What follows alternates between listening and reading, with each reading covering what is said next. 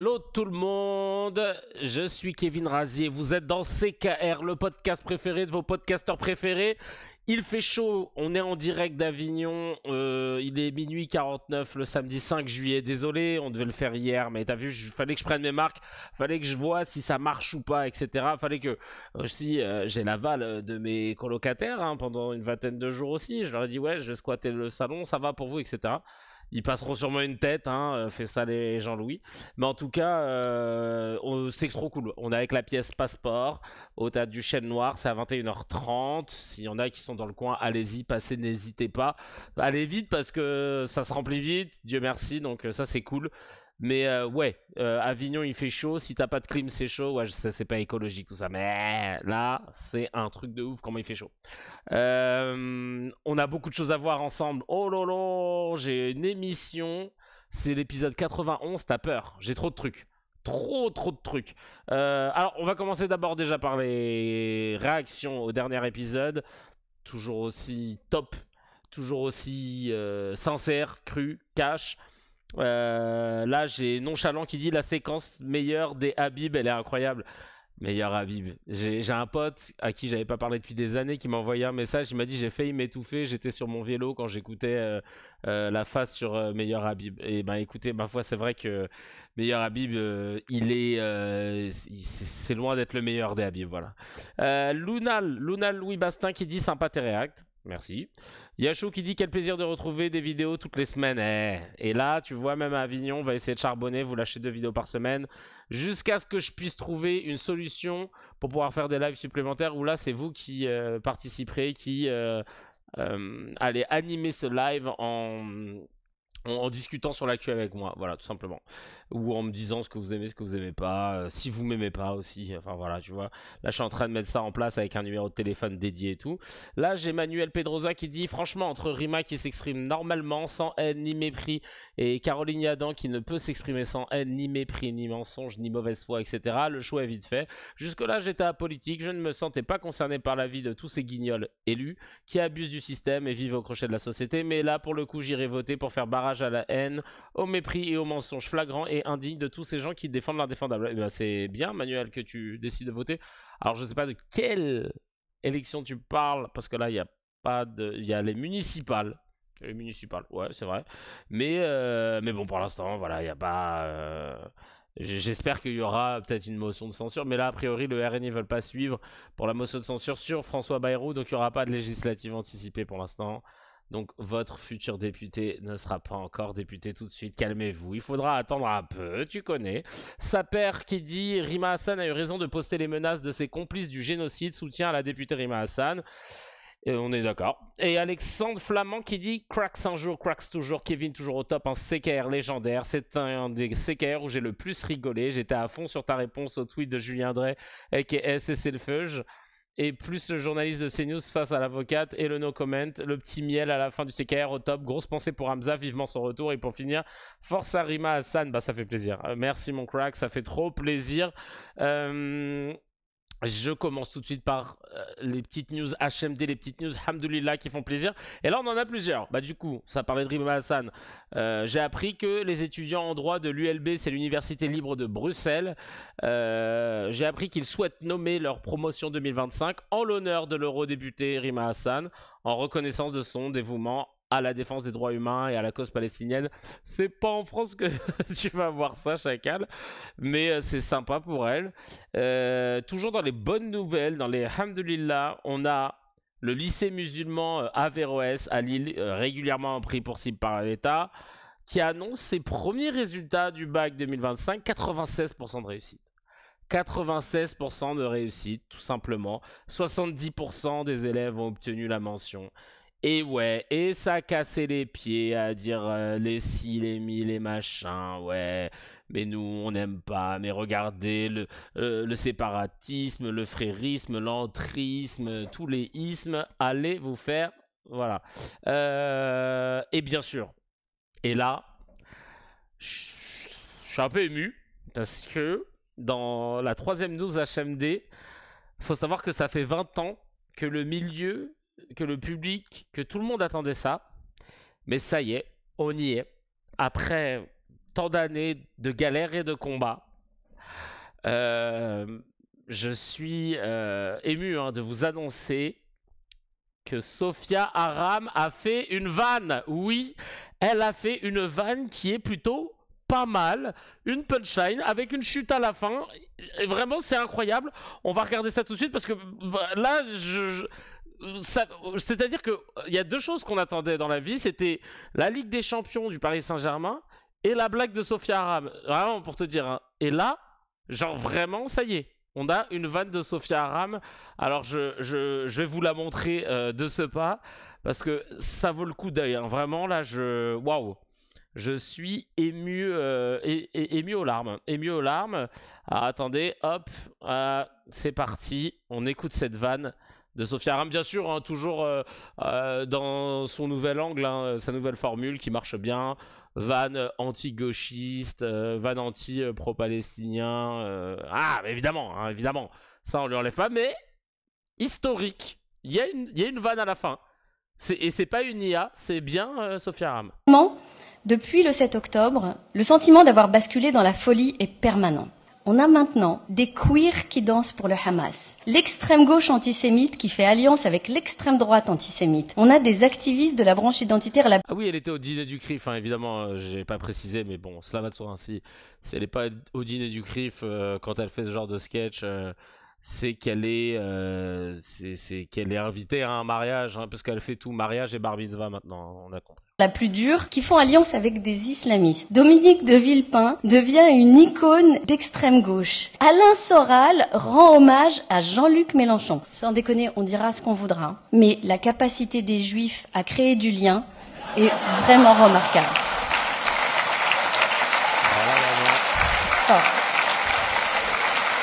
Même elle est choquée là. Elle a pas vu ça depuis 96. Hein. Genre, plus de 3 personnes qui applaudissent. Non, non, franchement bien. Hein. Tu sais, moi je suis quelqu'un de juste.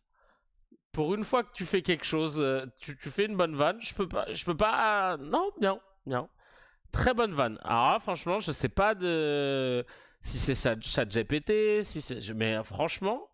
Sartek, ça nous fait du bien parce que ça fait quand même 20 ans de carrière, Molière de meilleur spectacle d'humour, machin, sans aucune vanne. Donc c'est cool, tu vois, qu'on puisse en découvrir une. Franchement, non, franchement, bravo. Alors là, chapeau l'artiste. On va passer au mezze, les petites news à picorer entre amis, pour briller en société, à table, autour d'un petit verre, autour d'une citronnade. Dès que tu vois que les conversations deviennent chiantes, tu dis ah au fait. Et là tu balances un mezze. Première news, c'est c'est un truc de malade. Vraiment, j'en parlais justement hier avec mon camarade de scène Jean-Louis, qui était pas au courant. Mais il y a des députés français qui se sont opposés à l'application des mandats d'arrêt à l'encontre de Netanyahou et Yoav Gallant. Parce que je vous rappelle, ils avaient un mandat d'arrêt de la part de la CPI pour crimes de guerre et crimes contre l'humanité, au même titre que plusieurs cadres du Hamas. Et donc, il y a eu 16 voix contre pour 15 voix pour. Donc, c'est des députés. Alors, vous savez quoi? Je vais vous balancer la liste des députés, comme ils ne sont pas nombreux, qui ont voté contre l'application des mandats d'arrêt à l'encontre de Netanyahou et Yoav Gallant. Grosso modo, ça veut dire quoi? Ça veut dire que si demain Netanyahou pose ses fesses en France ou Yoav Gallant, normalement on est tenu d'arrêter parce qu'on a ratifié justement, non, parce qu'on a reconnu la CPI, on est censé l'arrêter. Et là, donc, ils se sont mis d'accord pour se dire que là, lui, non, on ne le fera pas sur Netanyahou et sur Yoav Gallant. C'est une dinguerie. Il n'y a que la gauche, en fait, qui a...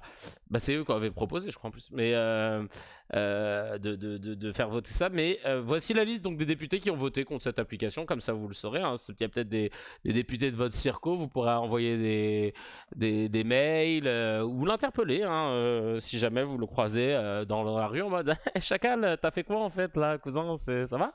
Ça te dérange pas? Tu vis bien? Il y a Antoine Armand, député Renaissance, c'est Macron. Guillaume Bigot, Rassemblement National. Bruno Claver, Rassemblement National. Jocelyn de Signy, ça j'ai pas, je sais pas qui ce qu'il est. Ça se trouve il est sans parti. Nicolas Dragon, Rassemblement National. Julien Gabaron, Rassemblement National. Emmanuel Hoffman, Renaissance. Éric Légion, LR, les Républicains. Sylvain Maillard, Renaissance. Mathieu Marchiot, on s'en bat les couilles, Rassemblement National. Patrice Martin, Rassemblement National. Maxime Michelet, Union des droites. Julien Oudoul, le fameux Rassemblement National. Stéphane Rambaud, Rassemblement National. Charles Rodwell et Caroline Yadan, Renaissance pour les deux. Et donc voilà, les députés qui font la loi en France sont contre le droit international. Ils ne veulent pas respecter le droit international. Et ça semble normal pour eux. Il y a une phrase de Gaston Monnerville qui dit, vous connaissez, hein, comme je suis fan, il disait « Il n'y a plus de république quand le pouvoir ne s'impose pas à lui-même le respect de la loi ». Et ben là, on y est, quoi. Enfin, évidemment, on y était déjà bien avant, mais clairement, il n'y a plus de république, quoi. Tout simplement, voilà. Ça a fait jacter évidemment sur Twitter. Il y a Duval Marion qui dit la France est gangrénée par les lobbies et frères sionistes qui font de l'entrisme au sein de nos institutions. Là on peut parler d'entrisme en vrai. Il faut une enquête parlementaire sur ces agents étrangers qui font passer Israël avant la France et les Français. Ce serait vraiment intéressant, et sans rentrer dans un truc très partisan, d'effectivement mesurer à quel point Elnet, le CRIF, etc. font de l'entrisme pour défendre les intérêts d'un pays étranger. Parce que c'est quand même assez violent ce qu'ils viennent de voter. Franchement, c'est une dinguerie, quoi. Ouais, LRN Naissance, ouais, à l'écrit c'est mieux qu'à l'oral. Comme le dit Merlich, c'est un nouveau conglomérat, je te jure. Il y a Marco sur Twitter qui dit « Les Français, pendant que vos médias pointaient du doigt la gauche, Israël en a profité pour vous voler la droite et l'extrême droite, vous avez perdu. » C'est clair.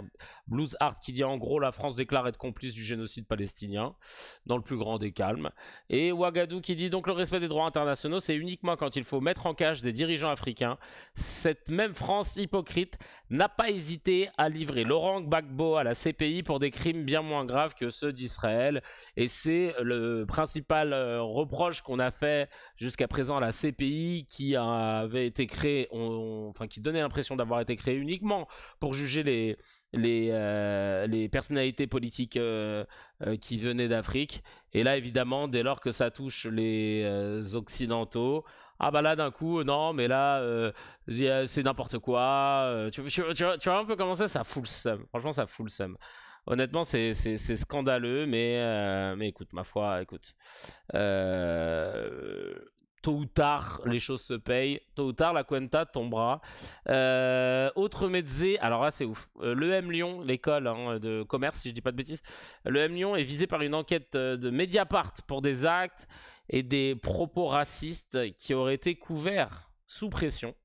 Dans une vidéo révélée par Ilyes Djaouti, une étudiante a aussi affirmé « J'aime bien le couscous, mais j'aime pas les bougnoules. » Voilà.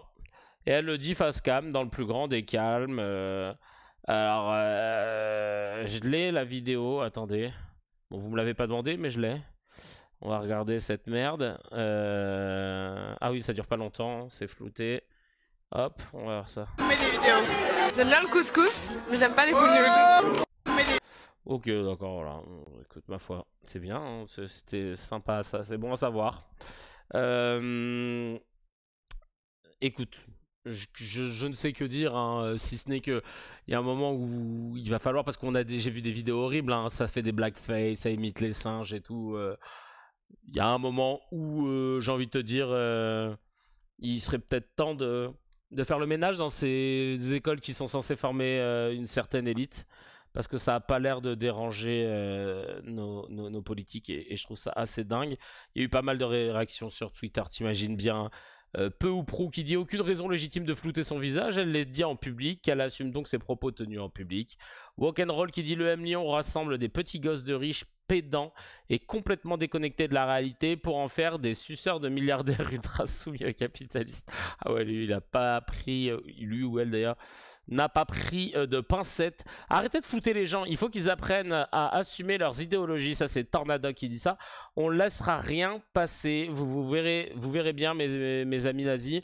On va tous vous attraper un par un. On appellera vos tafs, vos écoles. Et si ça suffit pas, c'est vous qu'on attrapera. Ah ouais, lui, Liam Neeson, quoi. C'est Taken le bail.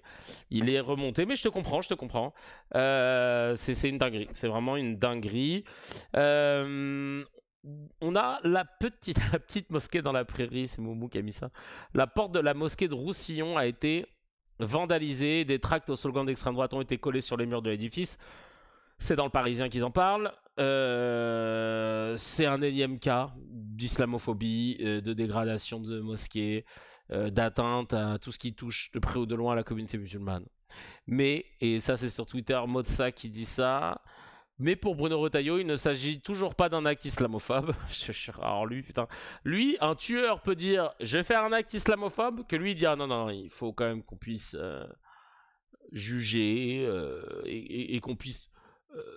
faire une enquête pour... Et tu sais, un tueur qui refait une autre vidéo. Non, mais c'est vraiment un acte islamophobe que je vais faire. Non, écoutez, il faut raison garder. Frère, c'est un truc de ouf. Une mosquée vandalisée encore et toujours le même silence gêné de ceux qui prétendent défendre les valeurs républicaines. Bruno Retailleau, prompt à hurler au séparatisme quand il s'agit de musulmans, est bien silencieux face à la haine qui les frappe, mais toujours.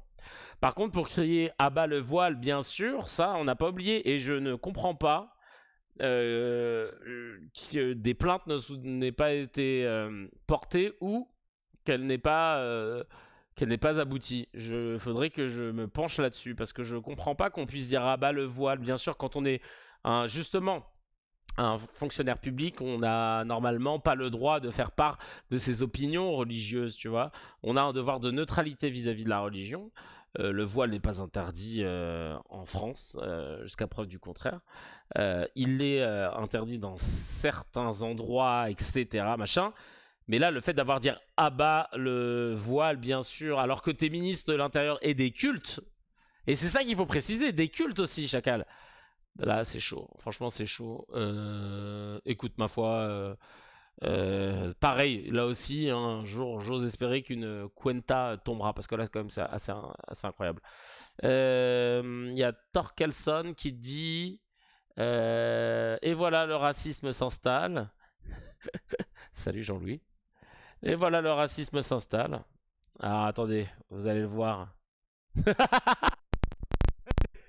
Vous allez le voir, il est un peu derrière, voilà. Si jamais.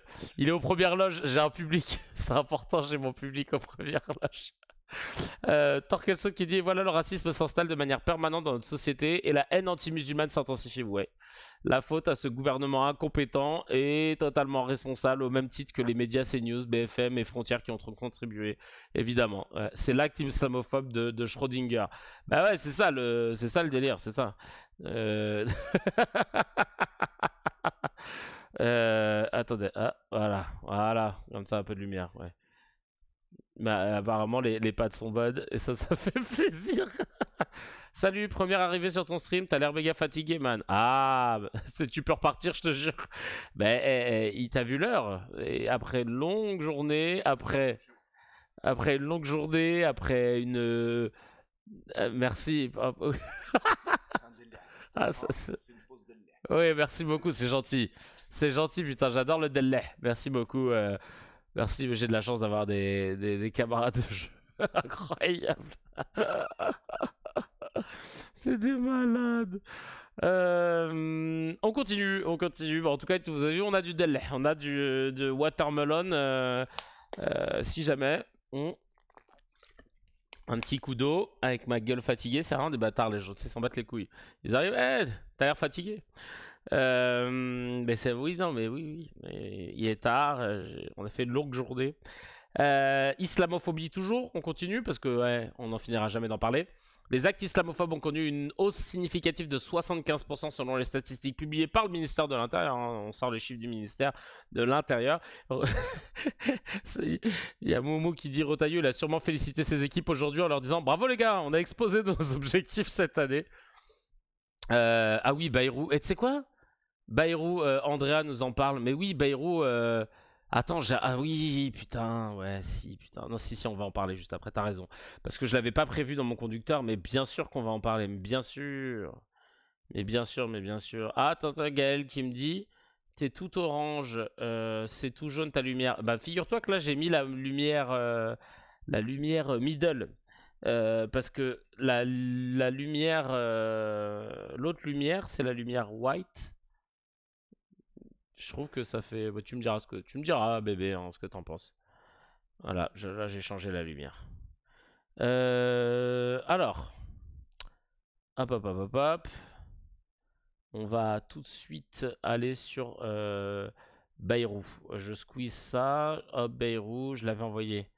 Ah bah voilà, mon bébé me dit que c'est mieux. Bon, alors je fais comme ça. Tu vois, et Gaël, réel à distance. Hein. Alors, je l'ai envoyé à Moumou, ça, je crois. À qui j'en ai parlé, ça, de Bayrou? Si. Parce que j'avais eu un post je sais plus comment, là. C'était un post de qui, ça, que j'ai vu, là, qui était ouf. C'était le média, je crois. Hein. Je crois que c'était le média. Ah oui, c'était le média, voilà. Sur Bayrou, ça devient chaud. Hein. Le mec, je comprends pas qu'il puisse ne pas. Je comprends pas qu'il ne démissionne pas, en vrai. Je comprends pas. Je comprends pas. Et là, ça continue. C'est sale, c'est crade. Après Betaram, il y a eu un autre scandale de violence sur mineurs qui rattrape Bayrou. Le nouveau rapport de la commission d'enquête parlementaire publié ce 2 juillet, donc c'était à 3 jours, déplore la persistance de violences multiformes dans tous les types d'établissements scolaires et un état défaillant sur ces enjeux. Et ça, c'était le rapport de la commission d'enquête mené entre autres par Paul Vanier, député LFI. 2 pages sont consacrées aux abus commis dans les années 90 au collège catholique Saint-Jean de Pélussin dans la Loire. En 95, 2 enseignantes avaient alerté l'administration sur des violences physiques et verbales à caractère parfois raciste, mais également sur des faits d'humiliation et d'agression sexuelle commises par le directeur de l'internat, le frère Jean Vernet et plusieurs autres adultes. Les documents de la commission révèlent que Bayrou, déjà interpellé à l'époque, a fermé les yeux sur cette affaire, comme il l'a fait plus tard à Betaram, une passivité que les professeurs lanceuses d'alerte qualifient de coupable, alors que l'enseignement catholique est sous contrat avec l'État. Oui, parce que je le rappelle, on a des écoles privées, mais qui ont de l'oseille de l'État. Hein, donc ça, c'est un truc que j'ai jamais trop compris. Le rapport parlementaire pointe contre Bayrou un défaut d'action à l'époque des faits, alors qu'il était informé quand il était ministre de l'Éducation nationale et président du Conseil général. Pourtant, François Bayrou, désormais Premier ministre, a affirmé il y a quelques mois lors de l'éclatement de l'affaire Betaram et de son audition à l'Assemblée, découvrir un continent à propos des violences dans les internats religieux dont il ignorait tout. Mais quelle enflure. Quelle enflure. Quelle enflure de pouvoir se permettre de se foutre de notre gueule ouvertement comme ça. Non, franchement, je suis scandalisé. Je suis scandalisé parce que vraiment, je comprends pas. Je comprends pas que ça puisse passer. Tu sais, dans plein d'autres pays, normalement, ça dégage. C'est ciao, tu vois. Genre, allez hop, ah, c'est bon, démission, machin. Justin Trudeau au Canada, voilà, il a commencé à avoir une montée de bouclier contre lui. Ça commence à ressortir 2-3 trucs et tout. Bon, allez, je démissionne. Lui, il ne lâchera pas l'affaire. Et ça, Dr. H, il nous l'avait dit, il ne lâchera pas l'affaire. Il a attendu ça depuis tellement longtemps, il ne veut pas lâcher l'affaire. Mais quel bâtard, comment tu peux faire ça, quoi? En plus, c'est trop marrant parce que ils ont. J'écoutais Attends, c'est quoi? Viktorovic qui parlait de cette affaire. Et il disait que c'est dingue parce que, en gros, à un moment, il avait dit qu'il allait porter plainte contre Mediapart pour diffamation. Puis finalement, il n'a pas fait. Et en fait, il a dit, je sais plus pourquoi il l'avait pas fait. Mais il lui avait dit, mais vous allez porter plainte sur quel fait? Il a dit oui parce que c'était sur le fait qu'ils avaient dit dans leur article quelque chose qui était faux sur un truc bidon, bref. Et c'est vrai que Mediapart avait dit un truc sur un article, mais cet article-là, il est sorti mais plusieurs semaines après que Bayrou ait dit j'ai porté plainte contre Mediapart pour diffamation. Donc même là, il s'est fait niquer en fait. Et personne l'a rattrapé, tu vois, en mode, mais attendez. Vous dites que ils ont dit n'importe quoi dans un article, machin, mais au final, vous parlez d'un article qui n'était pas sorti au moment où vous avez dit que vous allez porter plainte pour diffamation. Donc, c'est-à-dire que vous parliez de la première affaire et finalement, là, vous noyez le poisson. Non, mais c'est une dinguerie, franchement. Ouais, le RN NAFTA a refusé la motion de censure contre Bayrou. Ils acceptent que le gars couvre des pédophiles. Ils ont dit que là, il n'y avait pas d'intérêt pour les Français, ce que Marine Le Pen disait tout à l'heure. J'ai vu ça dans une interview. Qu'ils aillent tous se faire foutre. Caroline Yadan a été élue vice-présidente de la commission d'enquête sur les liens existants entre les représentants de mouvements politiques et des organisations et réseaux soutenant l'action terroriste ou propageant l'idéologie islamiste. C'est quand même drôle. C'est quand même drôle de se dire que là, le premier truc qui se disent, c'est de faire une commission pour voir les liens entre politique et islamistes, à l'heure où on a un géno sans précédent à Gaza et que c'est euphémisé, couvert par des politiques qui sont tous... pour tous celles et ceux qui soutiennent ce que fait l'armée israélienne à Gaza, ont tous des accointances, mais dont ils ne se cachent à peine, avec Elnet, le lobby Elnet, avec le CRIF, la DDF et tout, et tu dis, je sais pas, il y a peut-être des trucs, plutôt que de juste là se dire, tiens, on va se fixer que sur l'islamisme, peut-être qu'on devrait le faire sur toutes les religions. L'entrisme catholique chez Stérin, chez Bolloré, l'entrisme sioniste chez les Yadan, Meyer, chez tout le monde, tous d'ailleurs, beaucoup de gens, et l'entrisme islamiste, s'il existe, on a hâte de le voir, parce que vraiment, s'il existe, il est quand même claqué au sol, parce que les droits des musulmans ont fait que régresser depuis 10 ans, donc vraiment, le pire lobby du monde, hein, c'est vraiment le lobby, c'est le Chantal lobby, quoi, vraiment, il est rigolo, quoi, mais il est pas très actif, hein, le lobby, là. Mais bon, c'est ouf quand même, hein. Je fais une petite pause parce qu'il fait chaud. J'adore l'eau. J'espère que vous avez la ref. Hop, on enchaîne. Donc avec donc Caroline Yadan, tu vois, en plus elle, tu peux pas prendre pire, quoi. Vice-présidente de cette commission d'enquête pétée. J'ai hâte qu'il la fasse, hein. J'ai vraiment hâte qu'il la fasse. J'ai hâte qu'il la fasse pour qu'on rigole un petit peu. Parce que on sait très bien ce que... Non mais, en premier degré, j'espère qu'il va y avoir quelque chose. Genre, au moins, qu'il puisse avoir, tu vois, être pour une fois crédible. Parce que là, ça devient chaud, quoi. J'espère vraiment qu'ils vont trouver quelque chose, voilà. Parce que là, clairement, on voit pas. Je vois pas. S'il existe, je vois pas ce qu'ils ont fait, en fait. Je vois pas comment ils ont œuvré. Je vois pas, honnêtement. Je vois pas du tout. Alors là, ça va peut-être être mon sujet phare. J'hésite entre ça et comment il s'appelle, et Retailleau. Mais là, franchement, j'ai découvert un gars, moi je le connaissais pas, mais il y a plein de cracks sur Snapchat là qui m'ont dit ouais, on le connaît, ça fait 10 ans qu'il œuvre sur YouTube. Un mec qui s'appelle Majid Oukoucha. Majid Oukoucha. Alors. Majid Oukoucha, pardon. Déjà, je le respecte pas. J'étais trop sur JJ Okocha dans ma tête. Majid Oukoucha a témoigné sur CNews. Il est youtubeur et écrivain. Et il était musulman. Il est né dans une famille musulmane. Et puis, il est fier de raconter depuis un peu plus de 10 ans qu'il a quitté l'islam. Donc vous imaginez bien, sur CNews, ils l'ont invité, ils ne l'ont pas coupé la parole. Ils étaient super contents de l'avoir. Un musulman qui dit qu'il a quitté l'islam, c'est génial. On va écouter son discours, qui est éclaté au sous-sol. Mais vas-y, on va l'analyser. Eh bien, effectivement, j'ai cru durant les 18 premières années de ma vie en la religion islamique. Et j'ai quitté l'islam parce que j'ai compris comment on entre dans l'islam. La plupart des gens qui connaissent des musulmans ont dû se rendre compte que 99% des musulmans que vous allez rencontrer dans votre vie ont des parents musulmans. Ce qui veut dire que la plupart des musulmans... Alors déjà là, ça commence. Ça commence avec des 99%.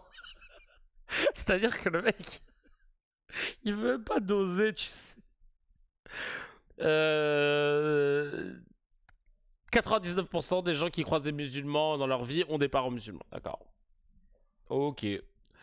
Merci Lindsay Davenport. Lindsay Lohan, là, c'est... Oui, comme toutes les religions, mais en même temps, oui et non, tu vois. Oui et non. Enfin, tu peux pas l'affirmer comme ça. Et puis, au final, pourquoi t'es trop content de sortir un chiffre aussi gros? C'est pété. C'est pété. Et je vais lui laisser le bénéfice du... Vas-y Majid, excuse-moi. Excuse-moi, Sabi, excuse-moi. Musulmans le sont par éducation familiale depuis l'enfance et les convertis à l'islam sont une exception statistique. Et moi, comme la plupart des croyants, j'ai commencé à croire en l'islam par crédulité éducative dans l'enfance, par mimétisme et par loyauté culturelle et enfin par obligation tout simplement familiale, parentale. Et je crois qu'un des premiers critères qui m'a permis de quitter l'islam vraiment, c'est de naître et de grandir en France. C'est une chance vraiment énorme. Oh, ça y commence. Ça y est, il commence. Tu sais ce qui va se passer, hein? Ça va péter! Là, il commence. Je sais pas pourquoi, il ode à la France, là, tout de suite. Attends. Parce que la France, vous vous en rappelez peut-être encore dans les années 90, notamment dans laquelle j'ai grandi, c'était une France exigeante avec les Français, les enfants issus de l'immigration, qui exigeait d'eux l'intégration, et elle m'a transmis à travers l'école française notamment des belles valeurs comme la liberté de croyance, l'égalité de tous, peu importe homme ou femme, ou la rationalité par la science. Oh là là, mais comment il répète tous. Là vraiment, c'est l'arabe de service qui est en train de satisfaire tous les rachos qui sont autour de lui là.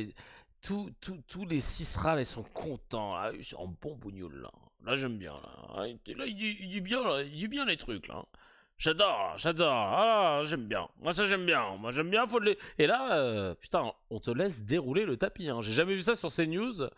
Des gens qui peuvent parler aussi longtemps. D'habitude, il n'y a que Pascal Pro qui peut parler comme ça. Science, si bien que quand j'ai été envoyé à la mosquée, par exemple, dès l'âge de 8 ans, en parallèle... Oh, le pauvre, dès l'âge de 8 ans, il a été envoyé à la mosquée. Non, c'est pas possible. Oh. Mais attends, mais moi, quand je repense que j'ai été envoyé au catéchisme dès l'âge de 8 ans, je devrais faire comme lui, putain. J'espère que je vais être invité sur CNews pour parler de comment j'ai pu quitter le catholicisme. Ah ouais, bah ouais, parce que c'était dur, hein. Ah ouais, parce que 99% des catholiques, leurs parents sont catholiques. Moi, on me l'a imposé, hein. Ah là là. De mon cursus classique à l'école laïque française, voilà. Et... À l'école laïque française. Mais... non mais, genre le catéchisme. Ouais, j'ai fait du catéchisme. J'étais dans une école privée catholique. J'ai fait ma profession de foi, baptême et tout. J'ai une photo, si vous voulez, je vous la montrerai. Hein. J'étais super avec ma petite tunique blanche, ma grosse croix. Tu vois qu'à chaque fois qu'il peut placer des références qui font plaisir aux fachos autour de lui, il est content. Tu vois. Et comme j'ai été à l'école laïque, liberté, égalité, fraternité, tel est le triptyque et notre devise. Tu sais, genre, il veut trop caler. Chacal, calme-toi un peu. Laisse-en un peu pour après. Là, ça déborde. C'est dégueulasse. Et ben, je me suis plus facilement rendu compte de l'enseignement sectaire que l'imam nous inculquait, peut-être contrairement à d'autres enfants qui étaient dans la même assistance que moi, grâce à cette bonne intégration à la France. Et c'est pas une... Grâce à cette bonne intégration. Le mec, c'est un PDF du ministère de l'immigration, quoi. Un problème d'individu ou d'imam. L'imam ne faisait que citer le contenu du Coran, mais il nous a enseigné des choses tellement horribles et qui m'ont indigné évidemment, et j'ai mis des années à m'en rendre compte. Mais par exemple, l'obligation de croire en l'islam, sinon vous allez en enfer. Donc c'est un chantage à la violence. Ah oui, c'est vrai. Et dans aucune autre religion, il y a des connards qui disent ça. Oui, c'est sûr. Là, c'est vraiment que dans l'islam que ça dit ça, quoi. C'est que dans l'islam. heureusement que t'en es sorti, Chacal, putain. Comment t'as pu te reconstruire après ça, quoi? Mais dis-nous, en fait. Voilà, il y a 3 raisons pour lesquelles ça a percuté un petit peu votre bon sens. Il y a ça, il y a également le fait qu'ils nous enseignaient la haine envers les non-musulmans, le fait qu'on devait ne pas leur ressembler, ne pas se mélanger à eux. Et heureusement que je n'ai jamais obtempéré à ça, parce que j'aimais quand même mes amis non-musulmans dans l'école publique française que je côtoyais. Ils nous... Oh, putain! Pourquoi t'es obligé de préciser tout un tas d'adjectifs à chaque fois que tu... Arrête, toi ton adresse c'est sûr c'est .gouv.fr, c'est pas possible son adresse mail. Non mais le mec, parce que comme j'étais dans l'école de la République laïque française, je me dis personne dit ça en temps normal. Genre est-ce que vous avez déjà dit quand on dit ouais t'étais dans quel lycée? Ouais bah j'étais dans un lycée de la République française laïque de Paris dans le 8e arrondissement. Personne dit ça, Chacal. Donc arrête un petit peu là. Oh, t'es insupportable. Oh là là. Putain. Nous enseigner l'infériorité des femmes qui devaient obéissance aux hommes. Ils nous... Ah bah oui, c'est sûr. Hein, l'infériorité des femmes, tu le retrouves pas dans la culture catho, dans n'importe quelle culture. Hein, ni même dans la culture française, ni même dans le... ça c'est vraiment propre à l'islam. Hein. C'est vrai que jamais le patriarcat n'existait pas avant l'islam. Il n'existe pas en dehors d'ailleurs. Hein. Oui, merci. Vous enseignez les superstitions du Coran à croire juste parce que c'est écrit et sans démonstration scientifique. Voilà, si bien. Et sans démonstration scientifique. Alors déjà, pour celles et ceux qui connaissent le Coran, il y a énormément de choses que tu peux adosser à des recherches scientifiques. Et ouais, désolé, il y a plein de scientifiques qui sont convertis à l'islam après avoir étudié le Coran. Mais bref, là je divague, mais c'est juste que tu peux reprocher ce truc-là de...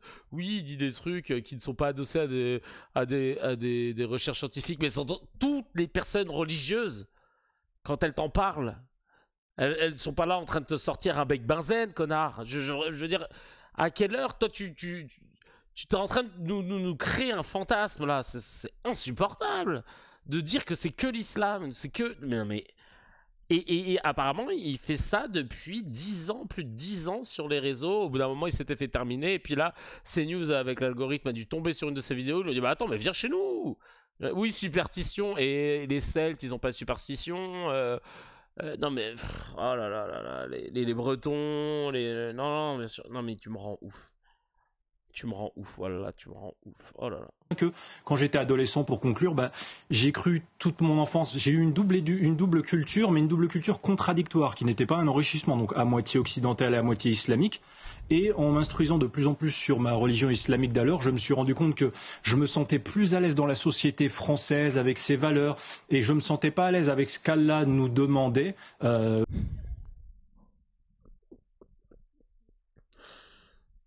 Je me sentais pas à l'aise avec ce que Allah nous demandait. Mais... Ah, c'est pas facile, hein. C'est pas facile, hein. C'est pas facile de pas insulter. C'est vrai, hein.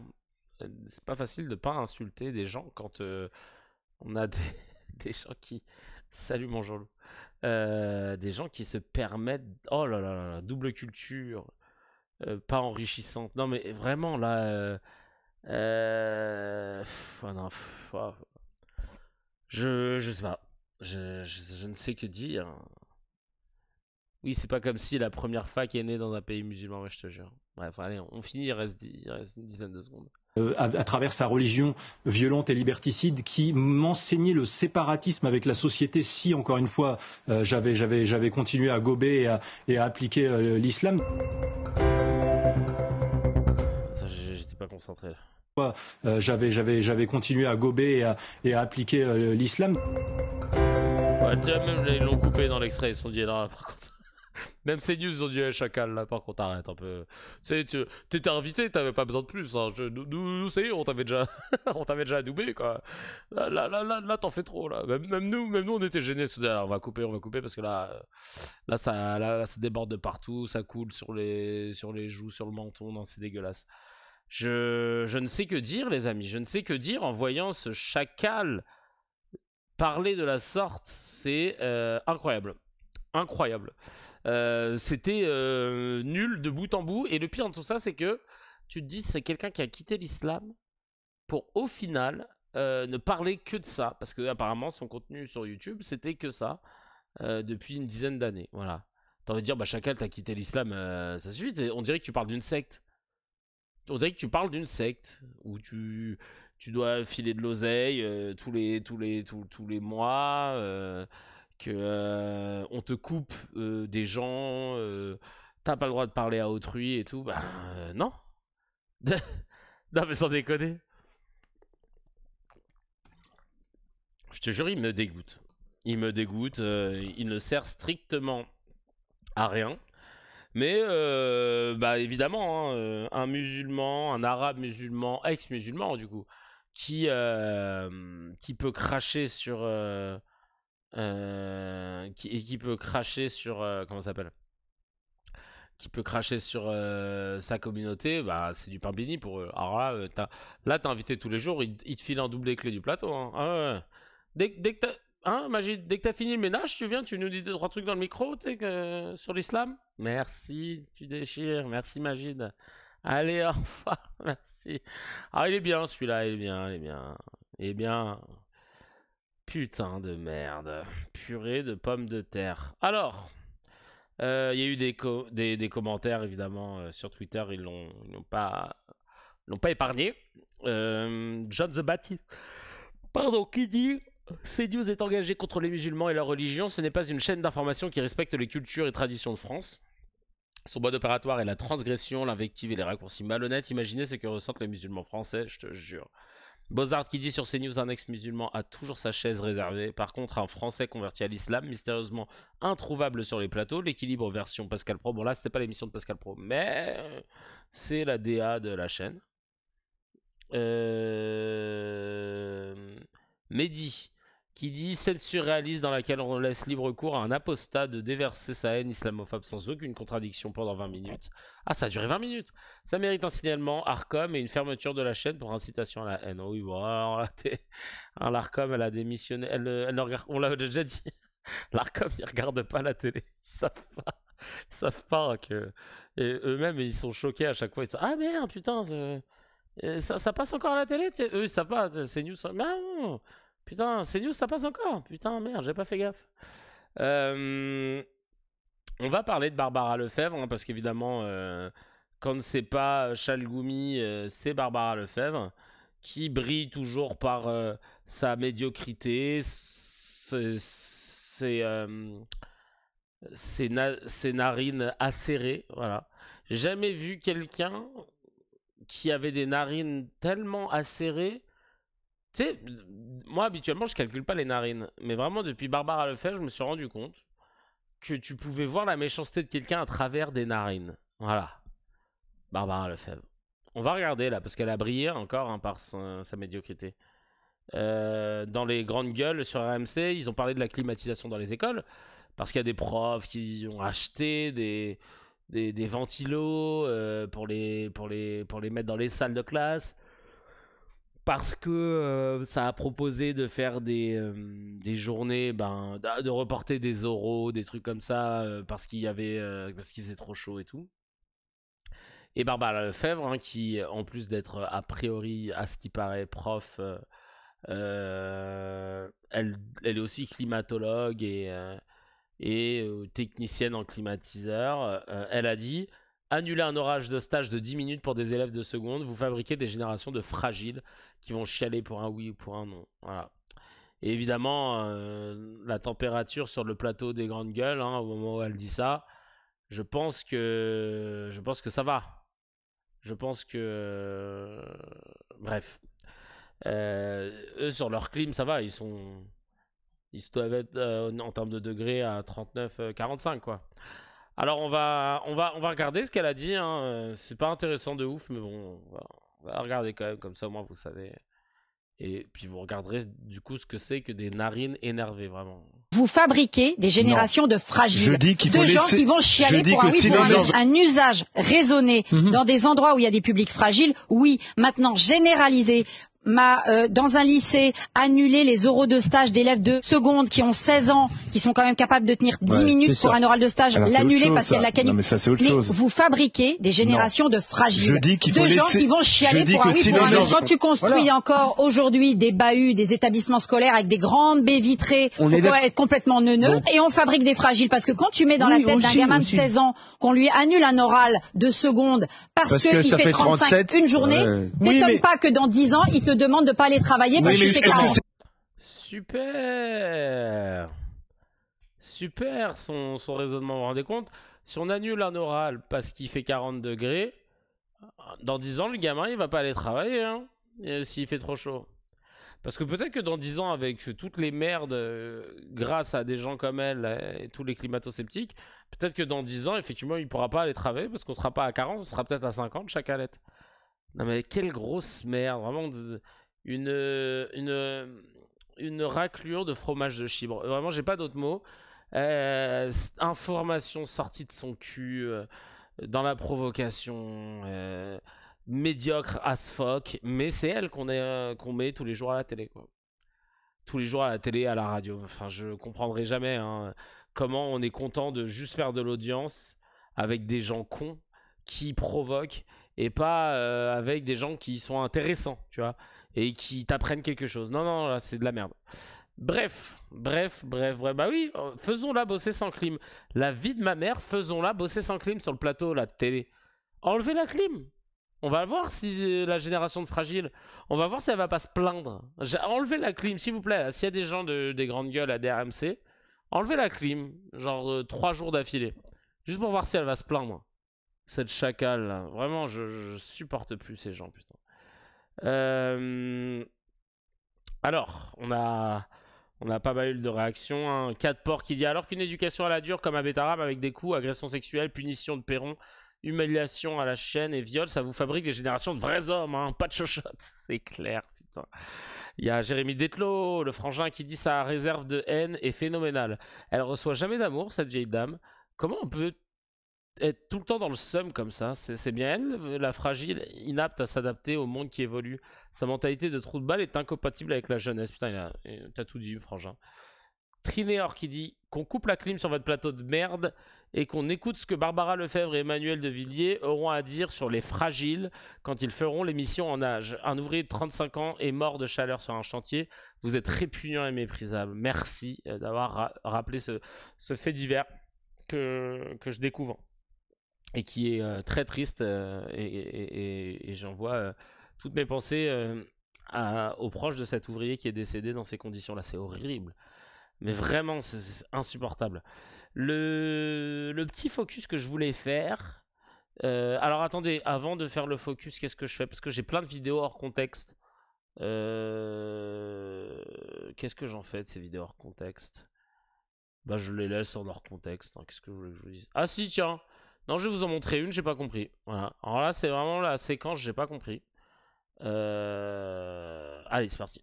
Hop, on va regarder la vidéo, j'ai pas compris. C'est Sarah Knafo, la meuf de Zemmour, qui est aussi dans son parti et qui est aussi Cicera. Imaginez un village dans lequel vous avez 2 boulangeries qui sont juste à côté l'une de l'autre.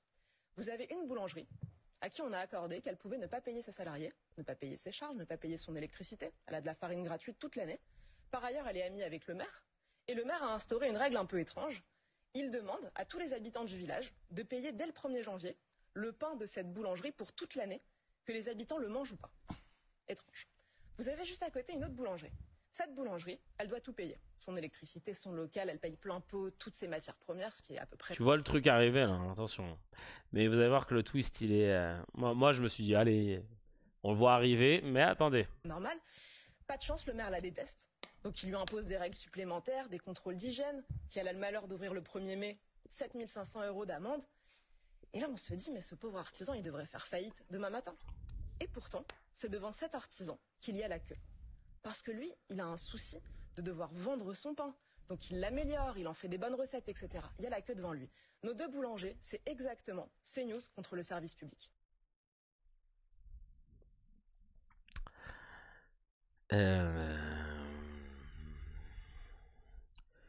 Tout ça là, tout ce long Laïus, cette longue métaphore pour ça, là, c'est claqué au sous-sol. Oh, qu'est-ce que c'était nul à chier. Oh là là là là là là là là. C'était nul. Ah, c'est aussi l'ex de Louis Sarkozy, bah décidément. C'était nul. C'était nul. Genre, en gros, là, elle est en train de dire que le service public, c'est... on lui paye tout, machin, et tout, alors que les gens n'aiment pas, ok. Alors qu'en face, t'as CNews qui doit se démerder, qui a aucun avantage. J'ai pas compris. Parce que, cousine, le service public, si tu veux comparer, on va comparer le comparable. Déjà, le service public, il n'a pas de publicité. Alors que CNews a des publicités, d'accord? Déjà, juste ça. Ensuite, alors tu vas me dire, ouais, mais nous, c'est une chaîne privée, donc il faut bien qu'elle vive de quelque chose. On n'a pas les aides de l'État. Si. CNews a des aides aussi. Alors ça, je pourrais vous retrouver les chiffres. Tous les médias, en fait. D'information, journalisme, ont des aides de l'État, ok? Peut-être que c'est pas grand-chose, tu vas me dire, oui, mais c'est que dalle, machin, hein.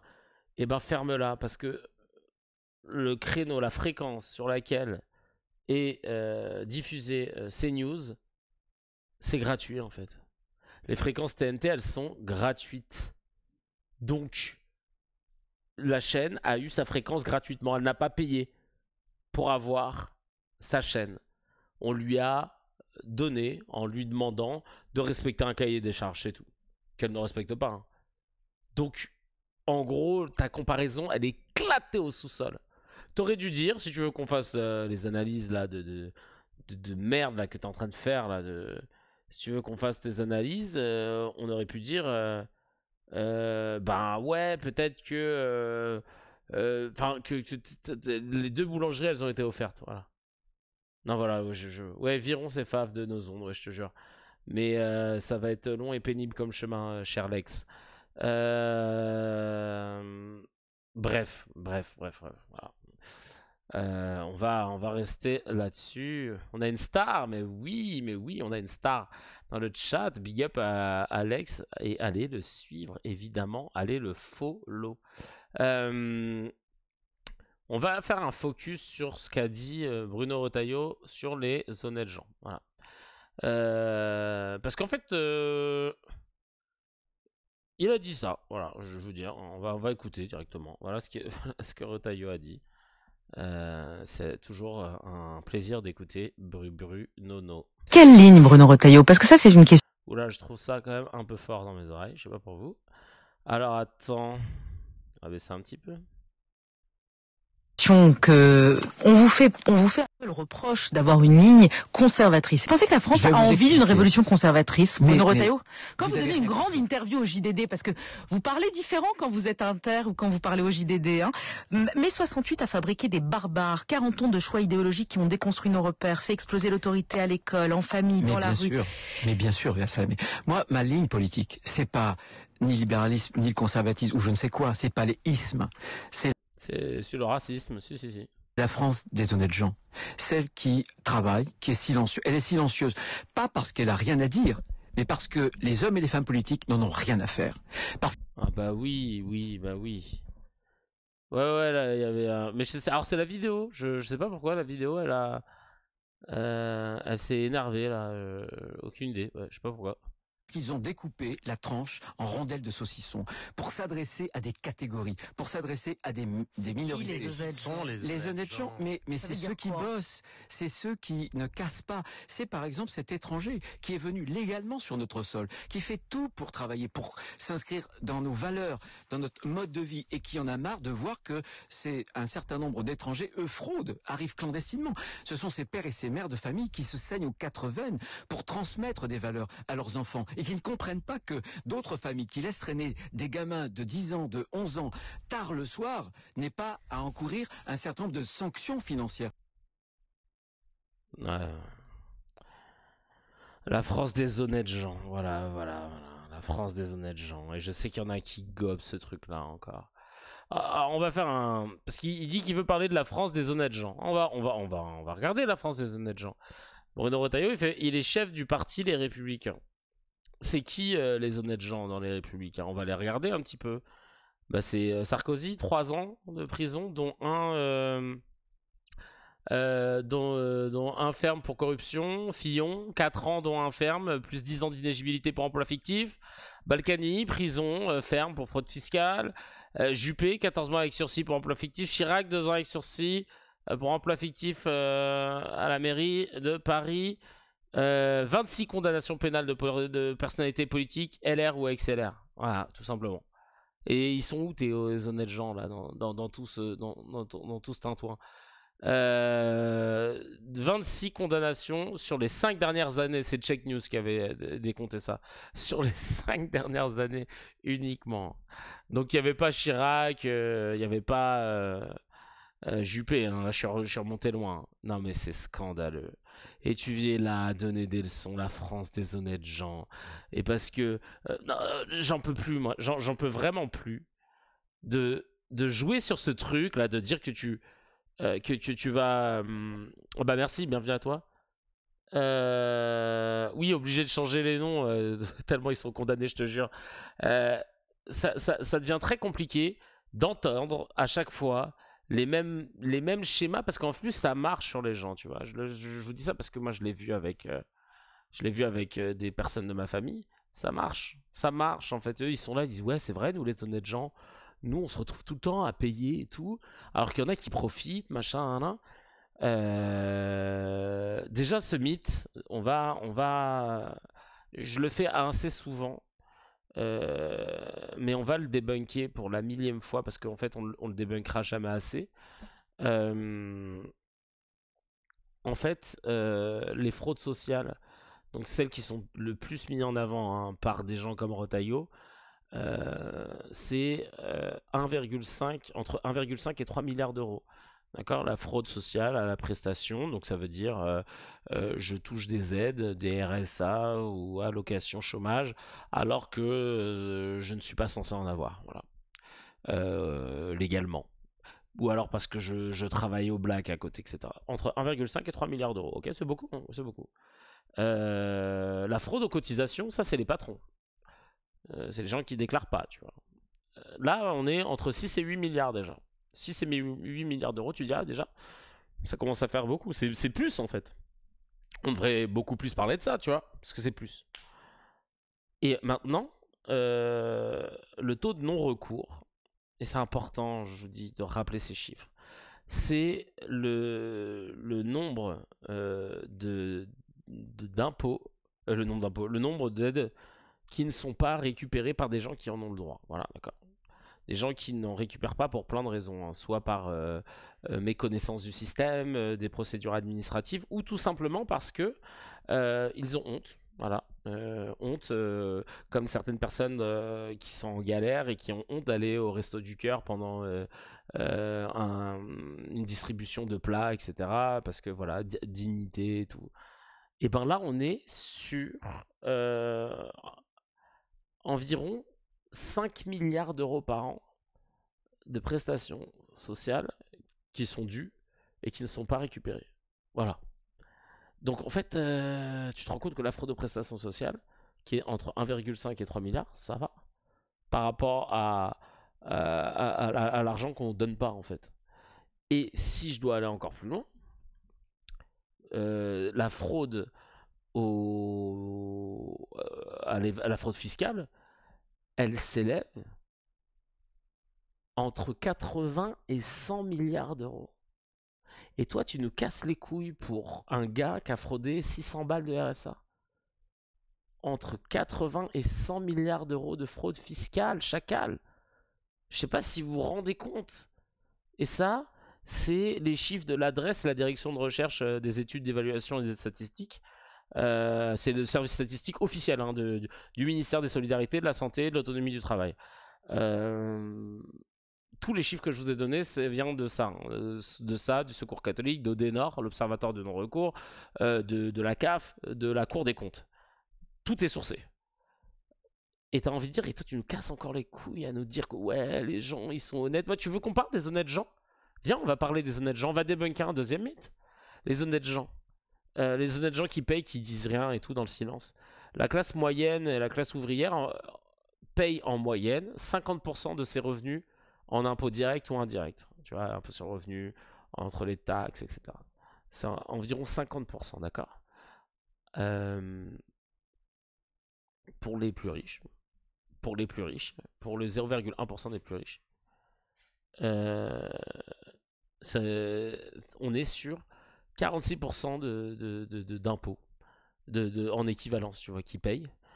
Et si on pousse encore un peu plus, avec les ultra riches, on est à 26%. Ils payent l'équivalent de 26% d'impôts, voilà, sur leurs revenus.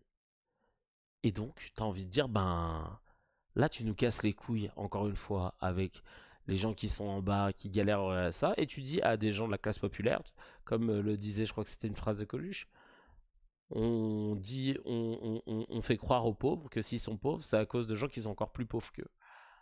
Ah, regarde lui là, regarde tout ce qu'il est en train de gratter comme alloc. Voilà, regarde lui, c'est lui qui plombe. Hein. Pendant ce temps, t'as l'autre qui est là-haut, lui 80-100 milliards. Hein. Trop au calme, 26% d'impôts en équivalence au total, d'indirect ou indirect. Impôt foncier, impôt rentier, impôt sur les grandes fortunes, impôt même si t'as pas de thunes, petite rêve pour les anciens. Et c'est scandaleux en fait de faire ça, franchement. Et il y a aussi le harcèlement administratif qui sucre les prestations sociales sans raison, NAFTA, évidemment. Alors ça, c'est un truc de ouf aussi. Non, franchement, c'est un truc de ouf. C'est un truc de ouf. Donc c'est important pour moi de rappeler ces choses-là parce que tu les entends, ils sont tout le temps en train de te ressortir les mêmes poncifs. Et ça marche, je te jure, quand je vois des gens de ma famille qui adhèrent à ces propos, c'est pas de leur faute. Et parce que ça touche à un biais émotionnel. Ils voient des gens qui ont l'air de pas taffer ou qui taffent pas. Et ils se disent, ben regardez, ça fout la rage parce que moi je taffe et je suis pas récompensé. Bah ouais, mais justement, il y a un problème. Si t'es pas récompensé, c'est qu'il y a un problème. Et c'est ça en fait qu'ils comprennent pas. Si t'es pas récompensé pour ce que tu fais, c'est que l'État, c'est que le système, il fonctionne mal. Et ce que je veux dire, c'est que c'est pas jouissif de dire je suis en galère alors que je travaille, tout ça. Ah bah tiens, le mec qui avait des aides, des allocations, il les a plus. Ah bah je suis soulagé, hein. Bah non, chacal. T'es soulagé de voir quelqu'un qui n'a plus d'allocation, qui va se retrouver dans la merde. T'es soulagé de le voir à la rue parce que bah, c'est mérité. Mais toi, est-ce que ça va changer ta vie concrètement? Si tu me dis oui, c'est que mais t'es un fils de Satan ou une fille de Satan. T'es une raclure de fromage de chèvre. De te délecter de voir quelqu'un dans la merde, ça te permet, toi, de te sentir mieux en disant bon, bah ça va, moi, alors, tant que l'autre il est plus dans la merde, en train de plonger dans la pisse, bah moi ça va en fait. Ah bah super en fait, super. C'est pas ça en fait la vie. Et tu te rendras compte qu'en fait c'est pas pour ça. Le but c'est que si toi tu mérites plus, il faut que tu aies plus. Faut pas que tu te contentes de voir quelqu'un qui a moins et de te dire ah bah au moins lui il a moins. Non, ça c'est une mentalité de raclure de bidet, c'est pas ça le but. Le but c'est que tu sois apprécié et aimé et récompensé à ta juste valeur. That's it, c'est tout. Donc si t'es là alors que tu mérites d'être là, faut pas juste te dire ah putain l'autre faut qu'il soit plus bas. Non, c'est faut que tu montes. C'est comme ça en fait qu'on doit réfléchir. C'est comme ça en fait. C'est-à-dire que là, tu vois, t'es censé être dans le meilleur système pour Watt. Parce que je pense, quand je dis pour Watt, je pense à quelqu'un qui est entrepreneur, profession libérale, machin. Là. Toujours en train de nous dire oui, le libéralisme, la France, elle nous coule, machin. Chacal. T'as, depuis 2 mandats, un président, ça a été un banquier d'affaires, il était chez Rothschild. Tu peux pas faire plus raclure de libéralisme que ça. T'es bien? Tu t'en sors bien? La vie est mieux depuis 2 mandats? Non? Bah ferme ta gueule en fait. Tu comprends bien que le modèle il ne fonctionne pas. Tu comprends bien que cet ultralibéralisme, il ne fonctionne que si il y a une grosse partie des gens qui ne pourront pas en bénéficier. Il fonctionne que dans un rapport de force inégal. Bah voilà, bravo, bienvenue. Tu viens de découvrir le monde, t'as pris la pilule bleue. Mais vraiment, ces mythes-là qui sont comme ça, constants, c'est dingue. Ça me fend le huc en 3 quoi. Et il y a Zemmour qui a rajouté sa petite merde à l'édifice. On va écouter ce tocard. C'est en lien avec ce que je vous ai dit tout à l'heure. C'est-à-dire que entre le Coran qui leur explique que les musulmans ont le droit d'agresser des juifs et des chrétiens parce qu'ils sont au-dessus.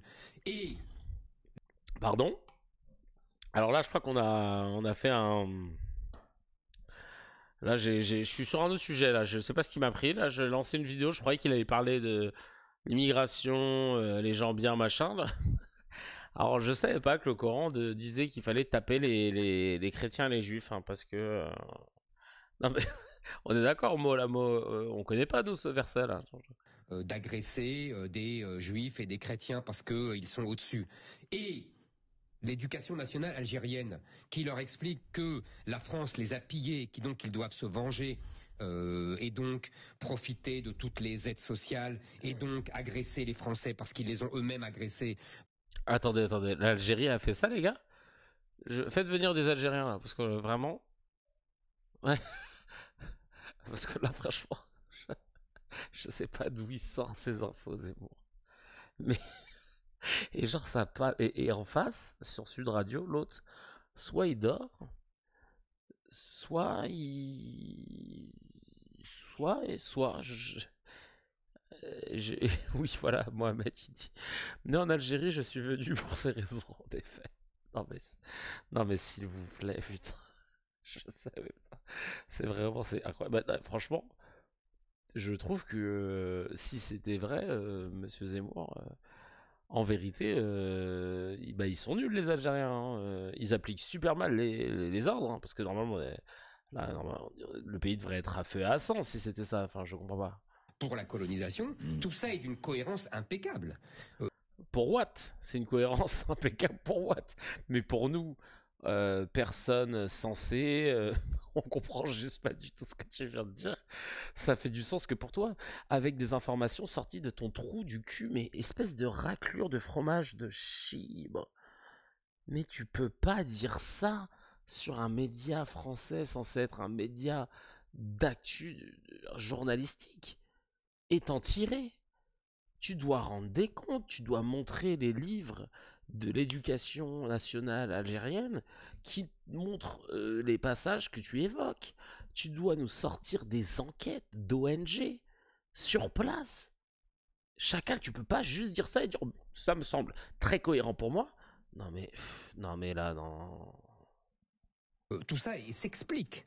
En plus, vous m'avez peut-être déjà entendu dire ça, je pense qu'il y a un décalage historique. Et un gros bisou à Mourad Guichard, qui a un petit oiseau de nuit, qui nous fait l'honneur de son passage sur le chat.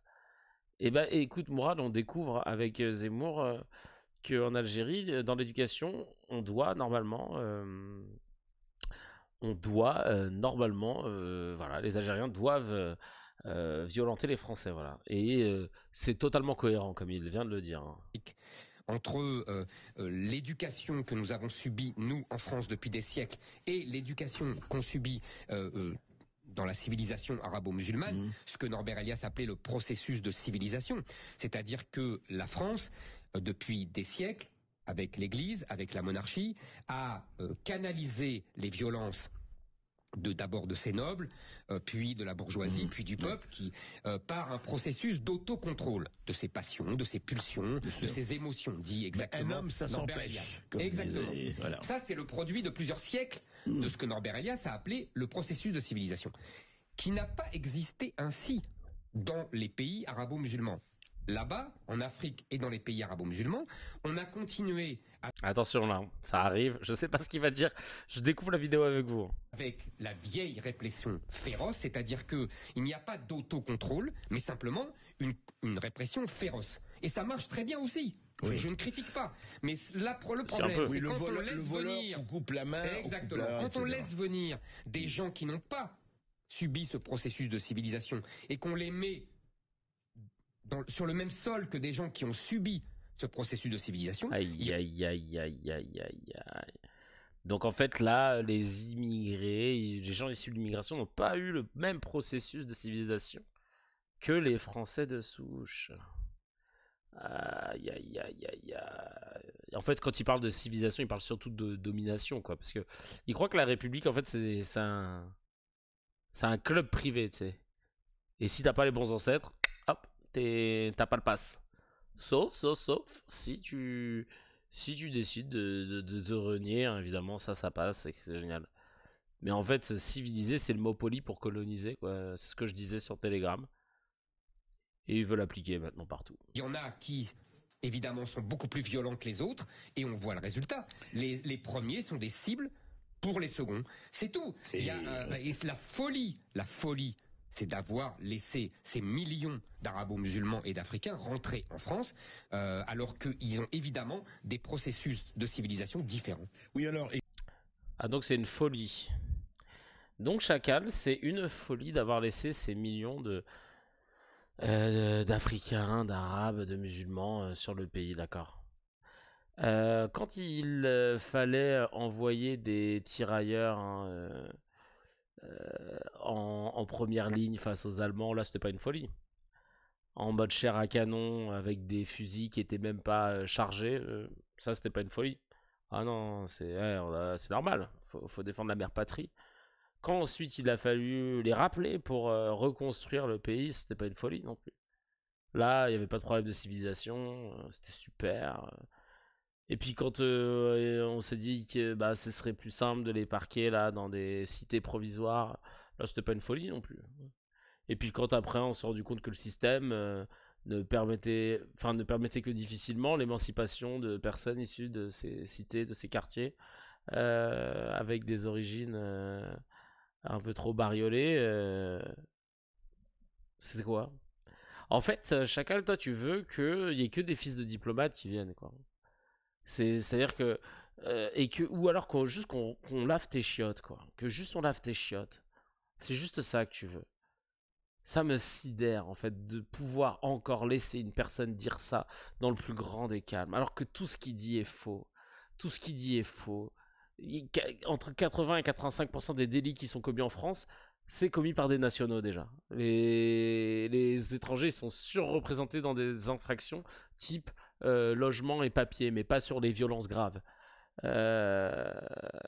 C'est important de le dire, hein, parce que ça c'est des chiffres, justement c'est une enquête de l'INSEE. Big up à NAFTA. Ce que je veux dire c'est que il y a même eu c'est récent, le think tank Terra Nova, hein, qui est social-démocrate, qui a publié un sondage sur une étude sur l'immigration économique. Et sur les résultats, il disait que les Français ne sont pas opposés à l'immigration choisie d'ailleurs. Ils disent que l'Hexagone a besoin d'accueillir 310 000 immigrés par an d'ici à 2040. Ah oui, putain, par an. D'ici à 2040 pour assurer le financement de son modèle social. On a besoin d'immigration. Donc il faut mieux les accueillir. Voilà, il faut s'organiser parce qu'on en a besoin. On a une population qui est vieillissante.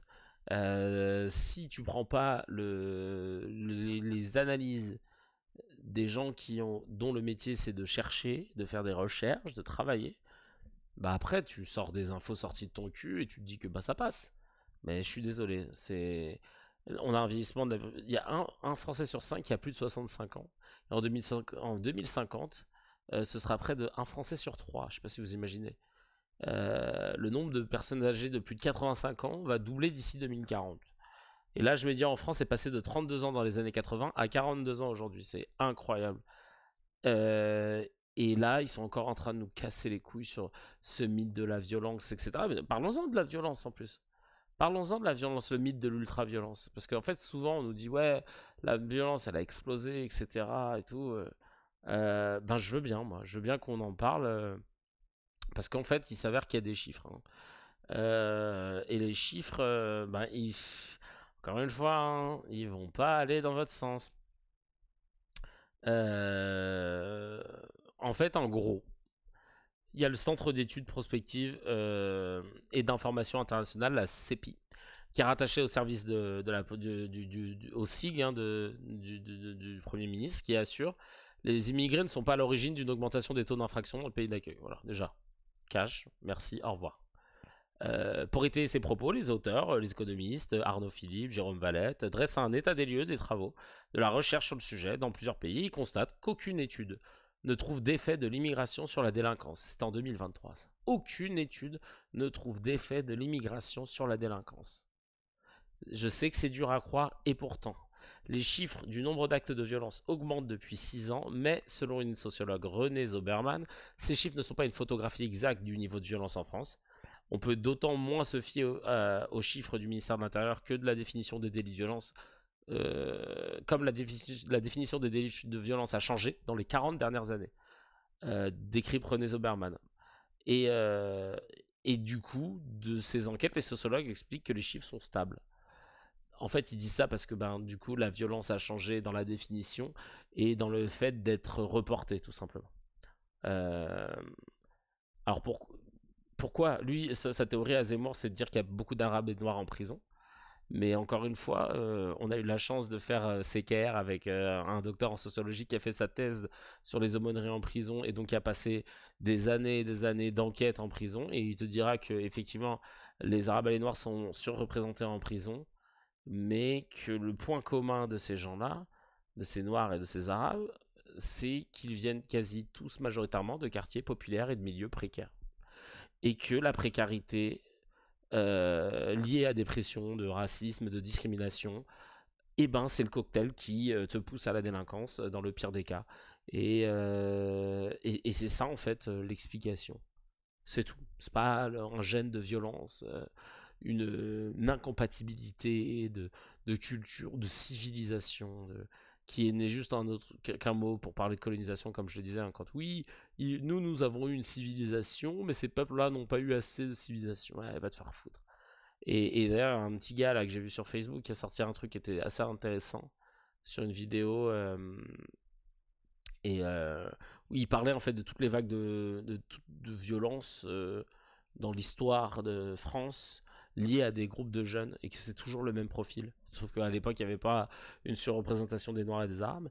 Il parlait des blousons noirs dans les années 50-60, issus de quartiers populaires.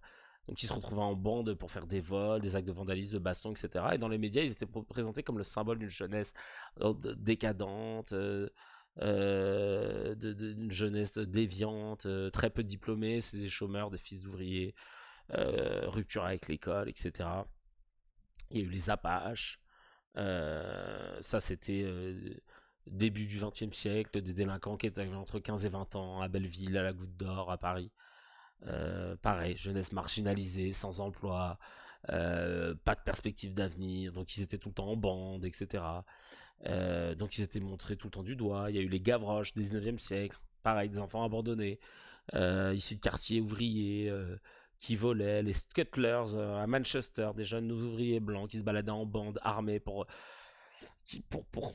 en découdre, qui avaient des problèmes liés à l'alcoolisme, des problèmes de logement, de chômage, bref, la cour des miracles au XVIIe siècle aussi, à Paris, où on retrouvait, alors là c'était les mendiants, les voleurs, les prostituées, etc., accusés par la bourgeoisie de créer un sous-monde.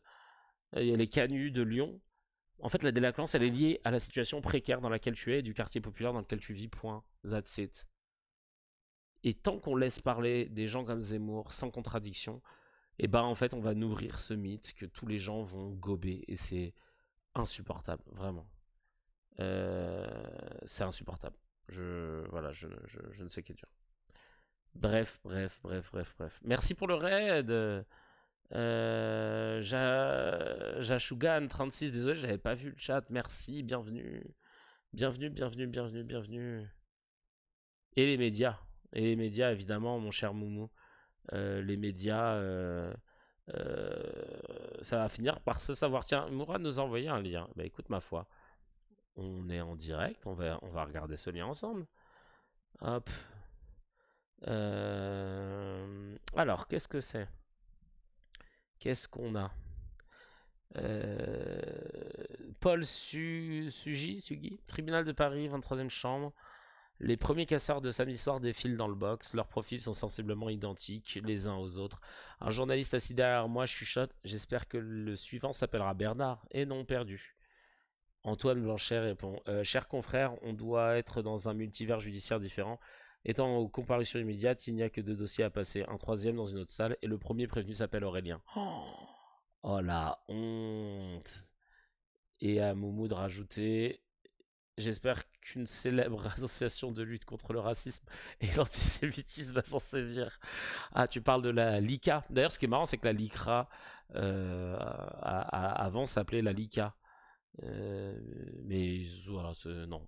Après, ils se sont dit, franchement, je le fais, mais je sais pas trop à quoi ça sert. Franchement, au début, ils se sont dit, hey, les gars, on va lutter contre le racisme et l'antisémitisme. Bah ouais, c'est quoi le racisme? Ah, c'est défendre les négros et les bougnoules. Ah ouais, merde. Mais tout le temps ou Ouais, bah on verra, hein, là. Parce que là, de toute façon, moi, j'ai piscine. Lui, je crois qu'il a un barbecue. Non, on verra après. Hein. Ouais, non, parce que là, ça m'arrange pas, parce qu'en plus, on est en sous-effectif. Non, c'est chiant ton truc, là, c'est chiant. Il y a... Alors, attendez, je regarde si j'ai pu... Ah oui, dernière petite vidéo aussi avant d'attaquer le no comment. Le no comment, je vous explique. Hein, le no comment, c'est très simple. Je dis des news et on n'a pas le droit de les commenter. On doit juste mettre des emojis. Moi-même, je n'ai pas le droit de les commenter. Mais avant ça, on va se faire une petite dernière vidéo pour la route que je savais pas classer. Hein, donc je l'ai mise ici. C'est parti, on écoute. Je suppose que vous embrassez le drapeau français, vous, et pas le drapeau algérien comme le fait Delogu. J'embrasse les deux. Bon. Ah, vous embrassez les deux? Ah, je suis 100% française, 100% algérienne. Et en cas de guerre entre la France et l'Algérie, vous allez quel côté? Justement, moi, pour la consolidation, je suis pas... Non, mais imaginons qu'il y ait un conflit. Mais j'espère pas. Et je ne le veux pas. Et je ne veux même pas l'entendre. Non, mais écoutez, je ne veux même pas l'entendre. Ah oui. C'est pratique, oui. ça. Hein. Ben non, c'est pas pratique. Mais moi, je vais vous dire une chose. Moi, aucun autre pays au monde ne me ferait hésiter. Je n'aime que la France. Ah bah c'est bien, Gilbert Collard. Je vais juste vérifier. Je vais vérifier. Parce que je pense que c'est quand même plus facile pour certains de dire qu'ils hésiteront avec aucun pays. Je vais juste voir. Gilbert Collard grandit au sein d'une famille bourgeoise. Il est fils du notaire Georges Maurice Paul Collard, notaire à Marseille, descendant du politicien Pierre-Paul Royer-Collard. Et son père est maurassien. Il travaille d'ailleurs pour le fils adoptif de Charles Maurras. C'est un ami de Léon Daudet. Oh d'accord. Oui, donc voilà. Ah non, attention, il a de la famille. Il a de la famille. Juste mon ami, tu as vu l'arnaque de Sofia Boko Haram de ce jour? L'arnaque, non, j'ai vu en tout cas sa réussite. Et ça, tu pourrais te mettre dans les tops de la semaine prochaine. Elle a réussi en 20 ans de carrière à faire une première vanne qui fonctionne. Ah bah, on va regarder. Bref, en tout cas, tous les bonnes cases cochées dans le bingo, ouais, je te jure, exactement. Lui, il embrasse la France tous les jours. Ah bah, ça c'est clair. Bref. Je sais pas pourquoi il a décidé de la lancer sur ce sujet. Mais ce que j'aimerais bien, c'est qu'il ait autant de véhémence. Avec les meilleurs Habib et les Caroline Yadan. Alors, on va regarder ce qui nous a concocté le petit Mourad Guichard, tiens. Donc, officiel Soral répondait à Laurent Saïm, mais grâce à une subtile manipulation, il semble copiner avec Émeric Caron. Merci Boko Haram pour cette belle leçon de déontologie. Ouh là là, je sens que... Alors, attends. Ah oui, alors, attends. Ah oui, ok, je vois ce qu'il a fait. Donc, Émeric Caron qui dit, mais quelle surprise, qui aurait pu le prévoir? On peut le prévoir, donc oui. Le fait, dîner du CRIF, remise du prix, CRIF, Fiero, machin, à Sophia Aram. Et Soral a commenté en dessous, enfin, aurait commenté sous le tweet d'Émeric Caron, elle l'a bien mérité, la pute. Ça vole toujours en escadrille, donc là, elle sous-entend que, du coup, Émeric Caron et Alain Soral sont copains comme cochons. Sauf que, prix du CRIF à Sophia Aram, il a commenté la faute. Il a commenté le tweet de Laurent Saïm. D'accord. Ah là là, t'es fort, hein, mon Mourad. Merci beaucoup pour ton travail. Allez checker l'œil de Moumou partout. Alors déjà, Moumou Guichard sur X, mais même son travail dans l'œil sur le média, c'est incroyable. Et bah oui. Et donc, en réponse à Laurent Saïm, visibilité limitée, ce poste est susceptible d'enfreindre les règles. Elle a bien mérité. Oh mais vraiment, quelle raclure de fromage de Chypre celle-là, comme d'habitude. Vraiment, elle dégoûte. Ah ouais, vraiment n'importe quoi. Et si tu aimes quelqu'un que tu cherches à améliorer, non, tu l'aimes pas. Et le média, Canal 165, de la Freebox, c'est oui, manipulation et honté, ouais, totalement. Mais elle, bref, on retourne, on finit notre vidéo, après on attaque le no comment, parce qu'il faudrait peut-être un jour que je pense à dormir. Et je suis prêt à mourir pour la France. Bah, c'est bien, chacal. Pourtant, il y a bien des Israéliens qui sont prêts à mourir, des Franco-Israéliens qui sont prêts à mourir pour Israël et personne. Oui, mais pas contre la France. Ah, voilà, le mec, il a trouvé la combine, il est avocat hein, de formation. Elle aurait dû, bah, c'est facile là, dans mon canapé à Avignon, de pouvoir dire ça. Elle aurait dû lui dire,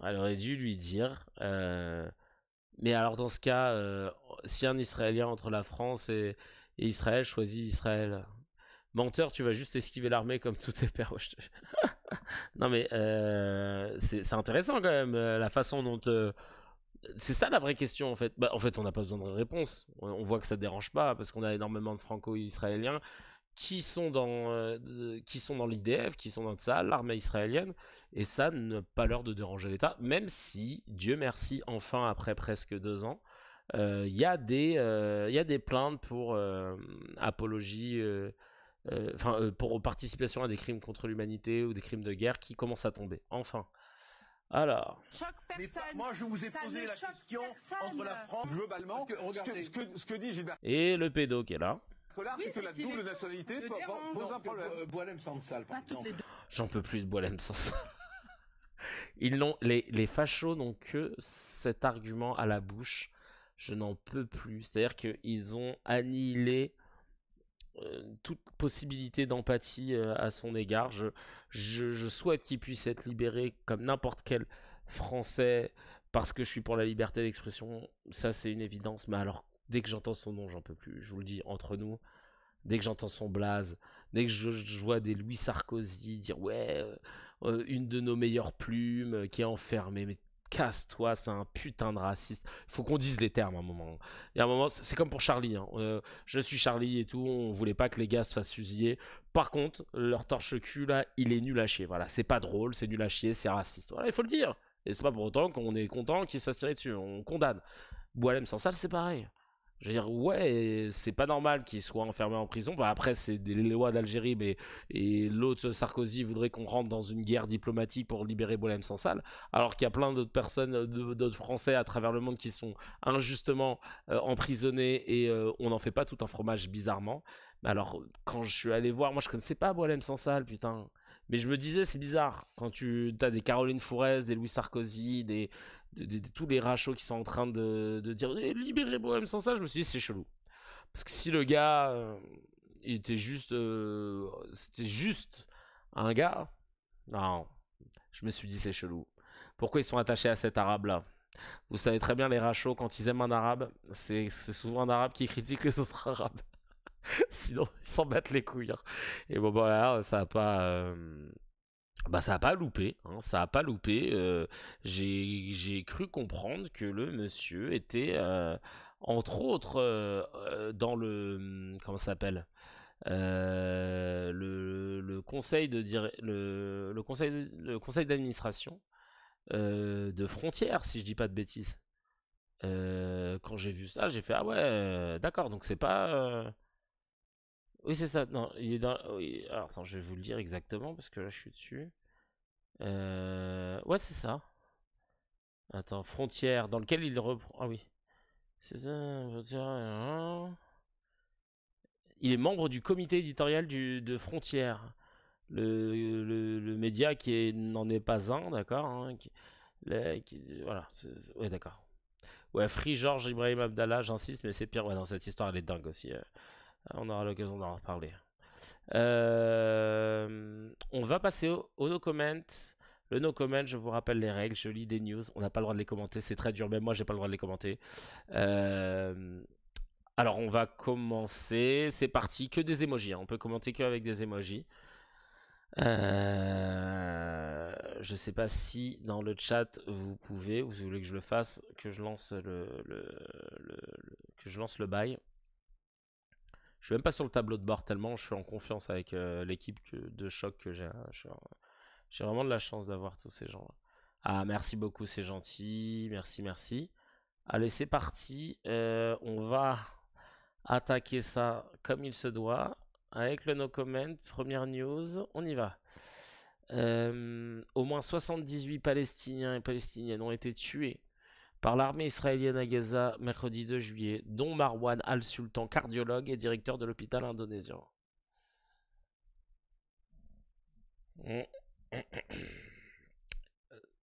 Le prix du CRIF 2025 a été attribué à Sophia Aram.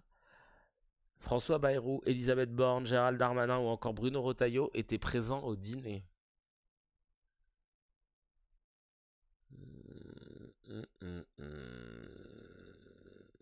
Et enfin,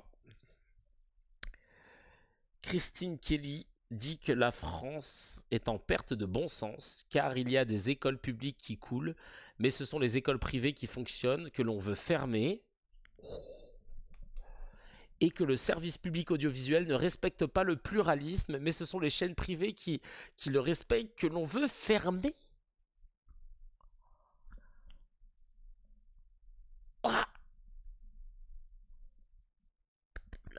Allez, on se calme.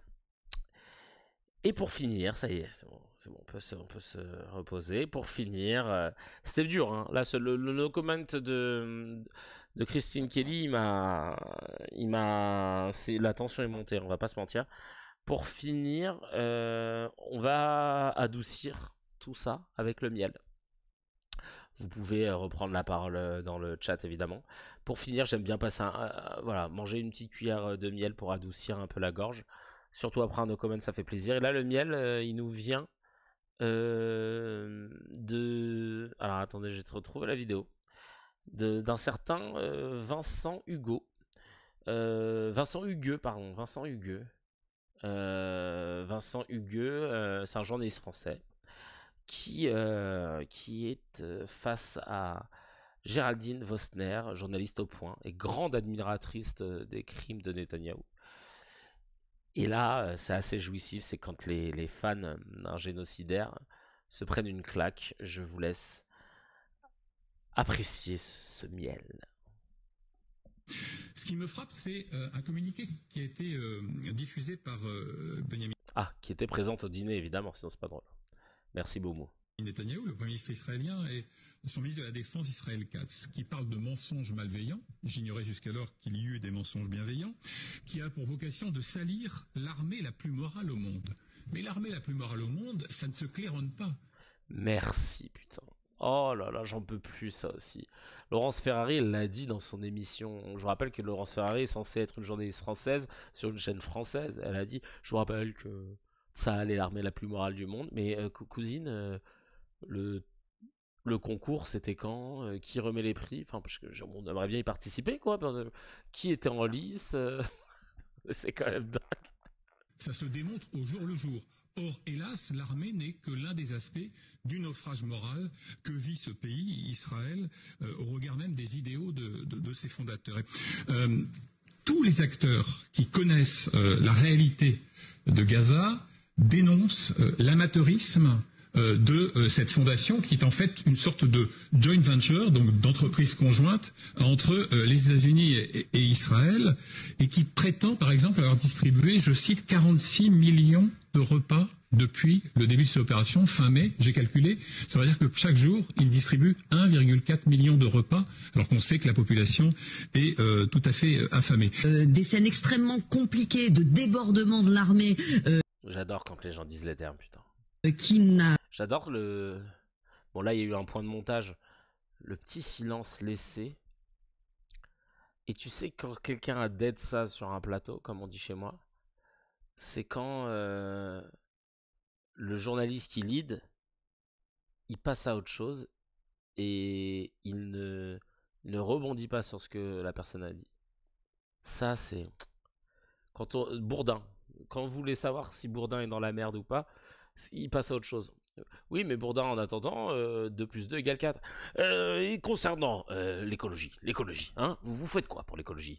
Oui, ben l'écologie, on l'a déjà dit dans notre programme, c'était déjà écrit. Les voitures, vous gonflez les pneus. Est-ce que vous les gonflez pareil devant ou derrière? Est-ce que vous gonflez les pneus pareil devant ou derrière, Ima Hassan? peut-être rien à faire là, dont c'est sans doute pas le rôle de conduire cette mission humanitaire, ça n'est pas non plus surprenant. Mais par pitié, n'instrumentalisons pas ce narratif du Hamas qui est quand même assez grossier. Justement. Soyons rigoureux là-dessus. Jamais je n'aurai la moindre complaisance. J'adore ça quand on dit. Soyons un peu rigoureux là-dessus. Là, tu sais que tous autour du plateau, il y a un PLS qui est en train de s'installer. Ah merde, faut être rigoureux. Oui, mais moi, je n'ai pas l'habitude. D'habitude, je sors les infos de l'IFIAC. C'est l'institut de sondage qui sort tout droit de mon cul. Donc là, je suis rigoureux. Tu sais, rigoureux, quand il y a quelqu'un qui dit soyons rigoureux, en général,